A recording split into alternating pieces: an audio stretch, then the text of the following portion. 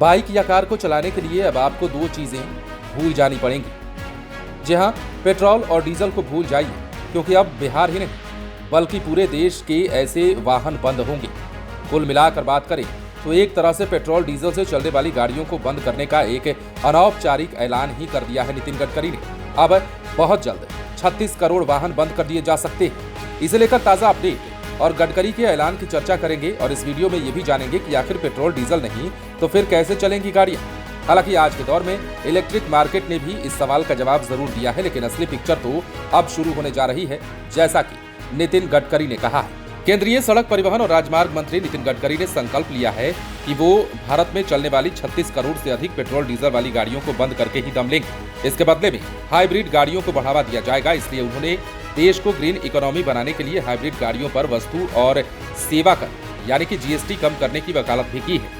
भारत को petrol diesel वाली गाड़ियों से मुक्त करने का संकल्प उन्होंने एक निजी समाचार एजेंसी को दिए साक्षात्कार में दोहराया है। एक विशेष इंटरव्यू में केंद्रीय मंत्री नितिन गडकरी से सवाल पूछा गया था कि क्या भारत पेट्रोल डीजल वाली गाड़ियों से पूरी तरीके से मुक्त हो पाएगा। इसके जवाब में उन्होंने कहा कि 100%। इसके आगे उन्होंने ये भी कहा कि ये मुश्किल जरूर है लेकिन नामुमकिन नहीं, और ये मेरा विचार भी है और संकल्प भी। उन्होंने ये भी कहा कि दूसरे देशों से ईंधन के आयात पर भारत सालाना 16 लाख करोड़ रुपए खर्च करता है। अब सरकार इस पैसे का इस्तेमाल किसानों के जीवन को बेहतर बनाने के लिए करेगी, गांव समृद्ध होंगे और युवाओं को रोजगार मिलेंगे। हालांकि केंद्रीय मंत्री ने इस महत्वाकांक्षी लक्ष्य को पूरा करने की कोई समय सीमा नहीं दी है, जिसे हरित ऊर्जा के समर्थक भी बेहद कठिन मानते हैं। यह भी जान लीजिए कि भारत में ग्रीन एनर्जी को बढ़ावा देने के लिए सरकार हाइब्रिड गाड़ियों को बढ़ावा दे रही है। ये हाइब्रिड गाड़ियां इथेनॉल से चलेंगी और इथेनॉल गन्ने से उत्पादित किया जाता है। इथेनॉल का इस्तेमाल बढ़ने पर देश के किसान गन्ने की खेती की ओर अग्रसर होंगे और फिर किसानों की आमदनी में इजाफा होगा। इससे चीनी मिलों के अलावा ऑटो सेक्टर में भी रोजगार सृजन को बढ़ावा मिलने वाला है। केंद्रीय मंत्री नितिन गडकरी ने आगे ये भी बताया कि हाइब्रिड और फ्लेक्स फ्यूल गाड़ियों पर जीएसटी की दरें कम करने के लिए वित्त मंत्रालय के पास प्रस्ताव भेज दिया गया है, जो इस पर विचार किया जा रहा है। हाइब्रिड गाड़ियों पर 5% और फ्लेक्स इंजन वाली गाड़ियों पर 12% तक जीएसटी की दरें कम करने का प्रस्ताव है। उन्होंने कहा कि उन्हें इस बात का भरोसा है कि भारत जैव ईंधन के इस्तेमाल को बढ़ावा देकर ईंधन आयात को समाप्त कर सकता है।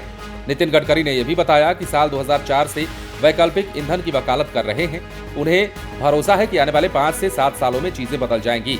नितिन गडकरी ने कहा कि मैं इसके लिए कोई तारीख और साल नहीं बता सकता, क्योंकि ये बहुत कठिन है और बहुत मुश्किल है, लेकिन नामुमकिन नहीं है। उन्होंने कहा कि जिस गति से इलेक्ट्रिक वाहन पेश किए जा रहे हैं, आने वाले युग वैकल्पिक तथा जैव ईंधन का होगा और ये सपना सच होगा।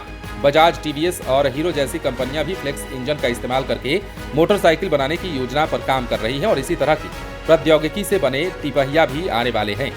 बहरहाल नितिन गडकरी का ये संकल्प कब तक पूरा होता है और कब देश में पेट्रोल डीजल से चलने वाले वाहनों पर ब्रेक लगता है, यानी वो बंद होते हैं, ये भी देखने वाली बात होगी।